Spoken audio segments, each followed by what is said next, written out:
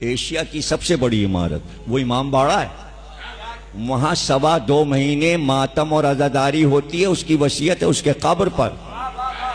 और वो तबर्रुक बट्टा है इसलिए कि गवर्नमेंट के अंडर में है।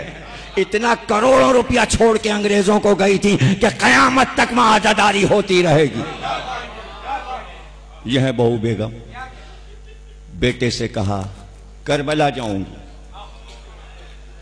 हजारों लोग साथ, काफिला, मुलाजिम, कनीजें पहुंची। रोज़ा हुसैन दिखाओ, रोज़ा अब्बास दिखाओ। मौला अली के रोज़े पे ले चलो। मौला अली के रोज़े पे पहुंची। 9 करोड़ के नीलम के कान के झाले जो कांधे से नीचे आते थे, पूरे नीलम से बने हुए। लोग एक नीलम ढूंढते हैं लाखों रुपए का। पूरे 9 करोड़ के नीलम कान से उतारे। मौला अली आपकी नजर, जब आप जाइएगा मौला अली की जरी पे तो सरहाने जाइएगा। दोनों बुंदे, दोनों गोशवारे जरी के पीछे लटके हुए सामने मिल जाएंगे। तस्वीर लेके आ जाइए। मैं बता रहा हूं आपको, हिस्ट्री में लिखा है, तारीख नजफ में लिखा है। और क्या क्या चढ़ाया हुसैन के रोजे पे। सोने के गुलदान, जवाहरात के उसमें फूल लगे हुए। अब्बास के रोजे पर जितने दरवाजे सोने के हैं, जहां जहां रोजों के, सबसे पहले उन्होंने बनवाए। हुसैन के रोजे के सोने के दरवाजे हजरत अब्बास के, हजरत अली के, सब बहू बेगम ने बनवाए। दौलत इतनी थी। दौलत क्या करती, मौला पे लुटा रही थी। लोग कहते कराची में 22 खानदान रहते हैं दौलतमंद। हमने तो नहीं सुना किसी ने एक पाई हुसैन पे लगाया हो। तो आप जन्नत में जाओगे क्या? जन्नत मिलेगी? जन्नत तो उसको मिलेगी जो उनकी बात करता है। रोजे से निकली, कहा भाई सारी ज़ियारतें तो हो गई, मुझे दरियाए फुरात दिखाओ। कहा वो तो खुश्क हो गया। इमाम सादिक ने कहा था तू बह रहा है, वो खुश्क हो गया।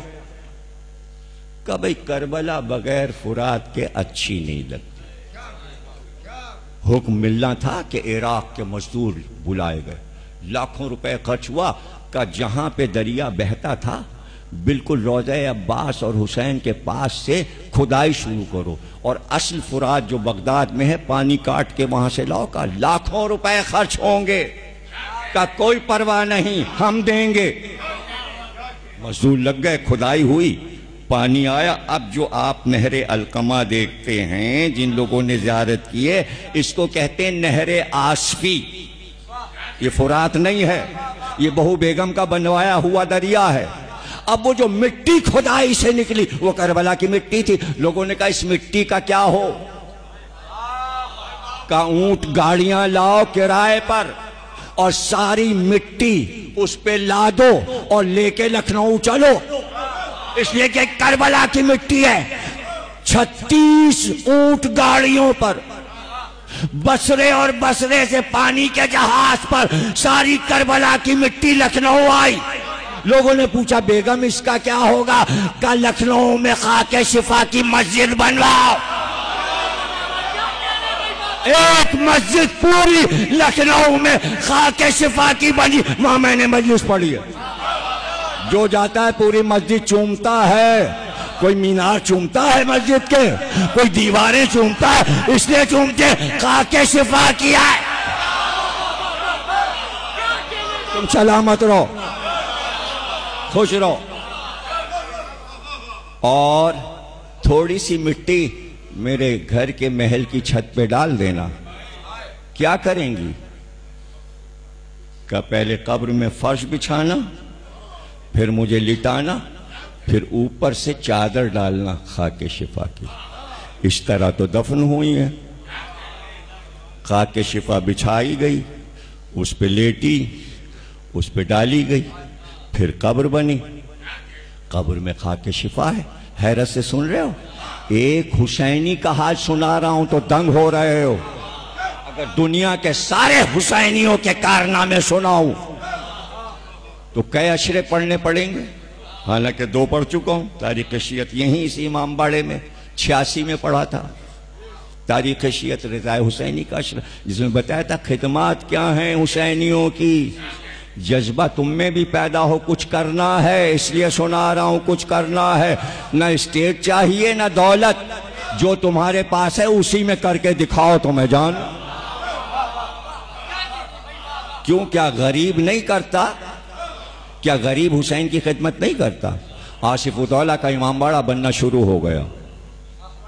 लकोदक लाखों रुपए में बनेगा, अरबों रुपए में। उस दौर में आके वजीर हिंदू था, उसने कहा कि झाऊलाल वजीर आजम ने कहा कोना जो है वो खराब हो रहा है, वहां से तिरछा करना पड़ेगा, हाल सीधा नहीं होगा। कहा क्यों? कहा एक बुढ़िया का वहां पे घर है, झोपड़ा है। कहा तो उसे खरीद लो। कब? वो तैयार नहीं, वो तैयार नहीं है।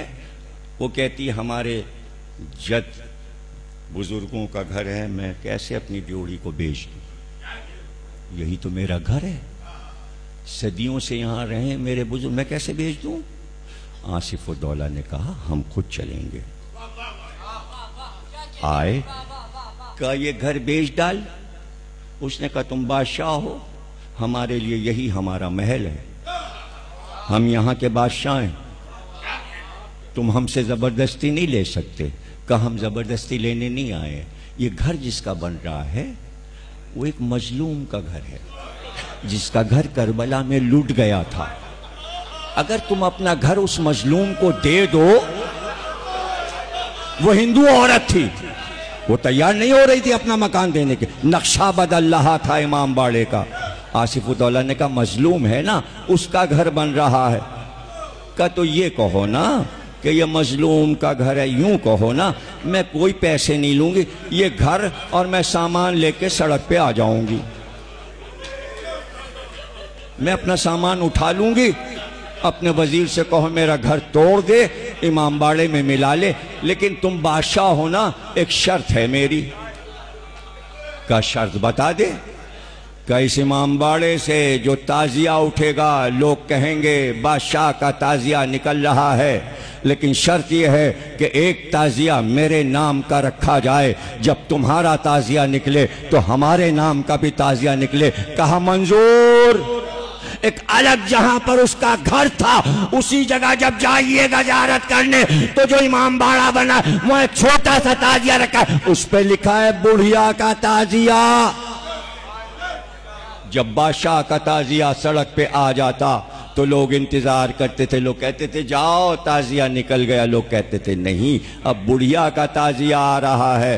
आज तक पहली मुहर्रम को बादशाह के ताजिए के पीछे बुढ़िया का ताजिया निकल रहा है। लोग नाम नहीं जानते बुढ़िया का, लेकिन बुढ़िया मशहूर है कि जिसने हुसैन को अपनी जमीन दी थी उसका नाम जिंदा है। इसलिए कह रहा हूं गुर्बत में भी कुछ कर लो, इसे टालो नहीं। क्या नजर दे सकते हो हुसैन को? आंसू अपनी जगह, रोना अपनी जगह।